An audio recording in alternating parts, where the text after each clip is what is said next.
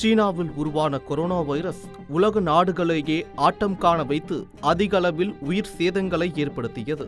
தற்போது சீனாவில் மீண்டும் HMPV வைரஸ் பரவி வருவதாக வெளியான தகவலை அடுத்து இந்தியாவிலும் HMPV வைரஸ் பாதிப்பு இருப்பதாக உறுதியாகியுள்ளது. பெங்களூருவில் 2 குழந்தைகள், குஜராத்தில் 1 குழந்தை, சென்னையில் 2 குழந்தைகள் என 5 பேருக்கு பாதிப்பு உறுதி செய்யப்பட்டுள்ளது மக்களை பேரதிர்ச்சிக்குள்ளாக்கியுள்ளது. மேலும் HMPV குறித்து பொது சுகாதாரத்துறை தெரிவிக்கையில், தமிழகத்தில் பரவக்கூடிய HMPV வைரஸ் என்பது நீண்ட காலமாக வழக்கத்தில் இருக்கும் ஒரு வகை வைரஸ் தான்.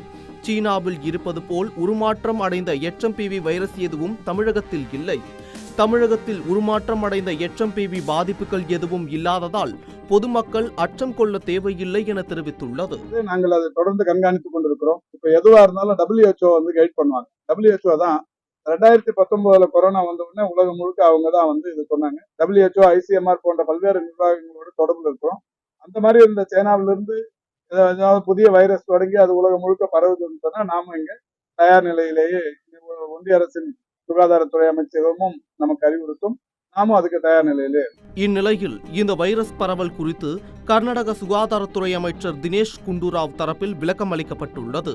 இது தொடர்பாக அவர் பேசுகையில், இந்தியாவில் கண்டறியப்பட்ட HMPV தொற்று பாதிப்பு முதல் முறை ஏற்பட்ட பாதிப்பு என கூறுவது தவறான ஒன்றாகும். அதேபோல் இது புதிய வைரஸோ அல்லது தெரியாத ஒன்றோ கிடையாது. தற்போது வைரஸ் பாதிப்புக்கு ஆளான கர்நாடக மாநிலத்தைச் சேர்ந்த குழந்தைகள் வெளிநாடுகள் ஏதும் செல்லவில்லை என்றும் இது இயல்பான ஒன்றுதான் என்றும் நாங்கள் எங்கள் குழுவுடன் இது குறித்து ஆலோசித்து வருவதாகவும் இப்போதைக்கு அவசர நிலை இல்லை, மக்கள் பீதியடைய தேவையில்லை என்று அவர் கூறினார். This is not something which is unknown.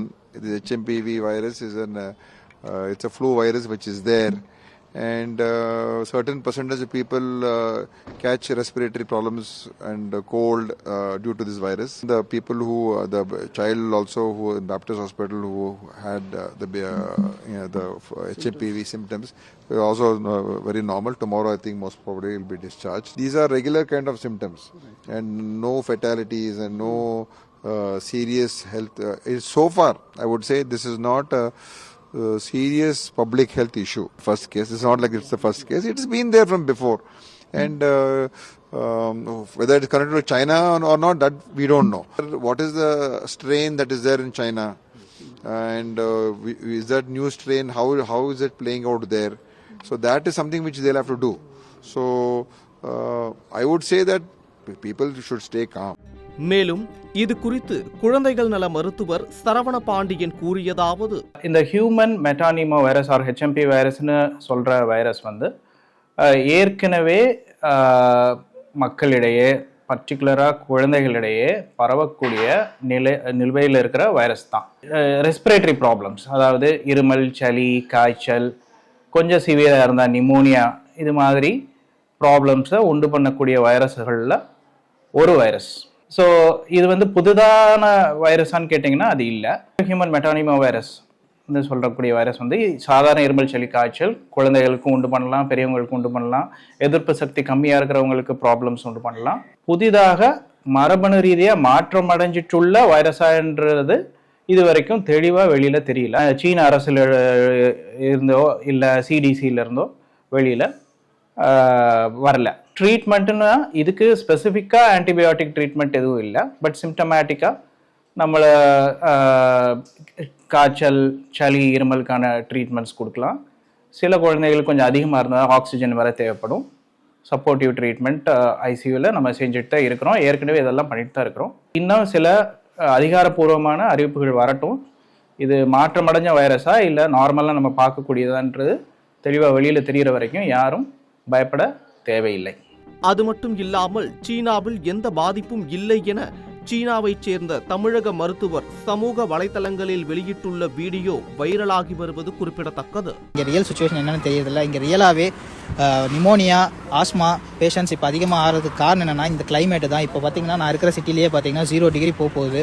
So இந்த கிளைமேட்டில் டிசம்பர், ஜனவரியில் இப்போன்னு இல்லை, நான் 2013 சைனாவில் இருக்கேன். எப்பயுமே டிசம்பர், ஜனவரி, பிப்ரவரி மந்தில் நிமோனியா கொஞ்சம் அதிகமாக தான் இருக்கும். அதே மாதிரி இன்ஃப்ளூயன்ஸான்னு சொல்கிறது, ஃப்ளூ, இது எல்லாமே நார்மலாகவே அதிகமாகும் டியூ டு கிளைமேட் சேஞ்சஸ் தான்.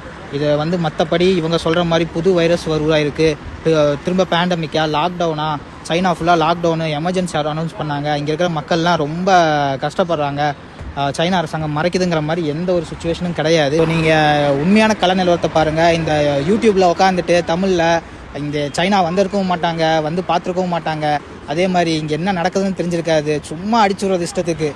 ஏன் இப்படி பண்ணுறீங்கன்னு தெரியல. ஏன்னா நீங்கள் சொல்கிறத தான் அங்கே இருக்கிற மக்கள் நம்புகிறாங்க. அங்கே இருக்கிற எங்களோட குடும்பங்கள் ஆகட்டும், இங்கே தமிழ் மாணவர்கள், இந்திய மாணவர்கள் படிக்க வந்தவங்களாகட்டும், எல்லாருமே வந்து அவங்க ஃபேமிலியில் பயப்படுறாங்க. நீங்கள் அங்கே போடுற தேவையில்லாத தகவல் கொடுக்குறதும் அவ்வளோ எங்களோட ஃபேமிலிஸும் பயப்படுறாங்க. இங்கே ரியல் சுச்சுவேஷன் பேடாக இருந்துச்சுன்னா நாங்களே வந்து பேடாக இருக்குன்னு நாங்களே ரிப்போர்ட் பண்ண போகிறோம். நான் இத்தனைக்கும் ஒரு மெடிக்கல் ப்ரொஃபஷன், நான் இங்கே தான் வேலை செய்கிறேன். எனக்கே வந்து பயத்தை உருவாக்குறாங்க. ஏன் இப்படி பண்ணுறீங்கன்னு தான் தெரியல. செய்திகளை உடனுக்குடன் தெரிந்து கொள்ள உடனே சப்ஸ்கிரைப் பண்ணுங்க.